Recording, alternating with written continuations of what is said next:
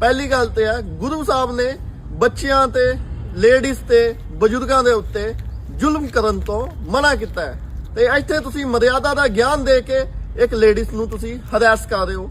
ਨਾਲ ਹੀ ਦੂਜੀ ਤਰਫ ਭਾਈਚਾਰਾ ਨਿਭਾਉਂਦੇ ਹੋਏ ਹੁਣ ਤੁਹਾਡੇ ਮੂੰਹ ਸੀਤੇ ਗਏ ਸੀਗੇ। ਤੀਜੀ ਵੀਡੀਓ ਇੱਕ ਹੋਰ ਆਈ ਹੈ ਜੋ ਟਰਾਂਸਜੈਂਡਰ ਦਰਬਾਰ ਸਾਹਿਬ ਦੇ ਗਲਿਆਰੇ ਯਾਨੀ ਰੋਡ ਦੇ ਉੱਤੇ ਲੋਕਾਂ ਕੋਲ ਵਧਾਈ ਮੰਗਦੇ ਨੇ। ਉਹਨਾਂ ਦਾ ਘਰ ਹੀ ਵਧਾਈ ਦੇ ਉੱਤੇ ਚੱਲਦਾ ਹੈ। ਕੀ ਉਹ ਦਰਬਾਰ ਸਾਹਿਬ ਦੇ ਅੰਦਰ ਆ ਕੇ ਇਹ ਸਭ ਕਰਕੇ ਗਏ ਸੀਗੇ? ਨਹੀਂ ਨਾ। ਜੇ ਇਹੀ ਸੋਟੇ ਬੇਅਦਬੀ ਕਰਨ ਵਾਲਿਆਂ ਦੇ ਚੱਲੇ ਹੋਣ ਤਾਂ ਸਾਨੂੰ ਵੀ ਥੋੜਾ ਸੁੱਖ ਮਿਲਦਾ। ਇੱਥੇ ਹੀ ਅਗਰ ਕੋਈ ਯੋਗਾ ਕਰਨ ਵਾਲੀ ਕੁੜੀ ਆਉਂਦੀ ਯੋਗਾ ਕਰਦੀ ਉਹਦੇ ਤੇ FIR ਹੋ ਜਾਣੀ ਸੀ। ਕਿਉਂ? ਉਹਦੇ ਪਿੱਛੇ ਤੁਹਾਨੂੰ ਕੋਈ ਸਾਜ਼ਿਸ਼ ਦਿਖਣੀ ਸੀ।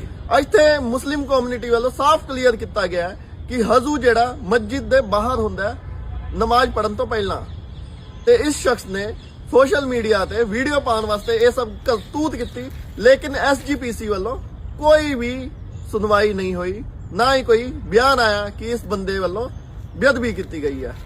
ਇਹ ਉਂਗਲੀ ਪ੍ਰਤੀਕ ਹੈ ਮੁਸਲਿਮ ਭਾਈਚਾਰੇ 'ਚ ਕਿ ਅੱਲਾਹ ਤੋਂ ਸਿਵਾ ਕੁਛ ਨਹੀਂ ਹੈ।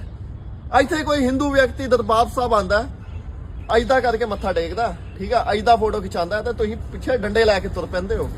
ਬਾਹਰ ਦੇ ਮੁਲਕਾਂ 'ਚ ਗਰੂਮਿੰਗ ਗੈਂਗ ਦੇ ਨਾਮ ਦੇ ਉੱਤੇ ਬਈ ਸਿੱਖਾਂ ਦੀ ਕੁੜੀਆਂ ਦਾ ਕਨਵਰਜਨ ਕਰਾਇਆ ਜਾ ਰਿਹਾ। ਐਦਾਂ ਤੁਸੀਂ ਆਪਣੇ ਹੀ ਬਈ ਲੋਕਾਂ ਦੇ ਉੱਤੇ ਹੱਥ ਚੱਕੋਗੇ। ਹੁਣ ਕੀ ਮੈਸੇਜ ਗਿਆ ਹੈ ਸਮਾਜ 'ਚ ਕਿ ਇੱਕ ਬਜ਼ੁਰਗ ਲੇਡੀਜ਼ ਤੇ ਹੱਥ ਚੱਕਿਆ, ਐਦਾਂ ਤੁਸੀਂ ਕਨਵਰਜਨ ਰੋਕ ਲਓਗੇ?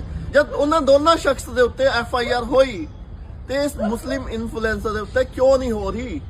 ਹਾਲਾਂਕਿ ਹੁਣ ਤੇ ਉਹਨਾਂ ਦੀ ਖੁਦ ਕਮਿਊਨਿਟੀ ਕਹਿ ਰਹੀ ਹੈ ਕਿ ਇਹੋ ਜਿਹੇ ਸ਼ਖਸ ਦੇ ਉੱਤੇ FIR ਹੋਣੀ ਚਾਹੀਦੀ ਹੈ। ਫਿਰ ਕਿਉਂ ਤੁਸੀਂ ਲੋਕ ਮੇਰੇ ਕਮੈਂਟ ਸੈਕਸ਼ਨ 'ਚ ਆ ਕੇ ਮੈਨੂੰ ਗਿਆਨ ਦੇ ਰਹੇ ਹੋ ਭਾਈਚਾਰੇ ਦਾ?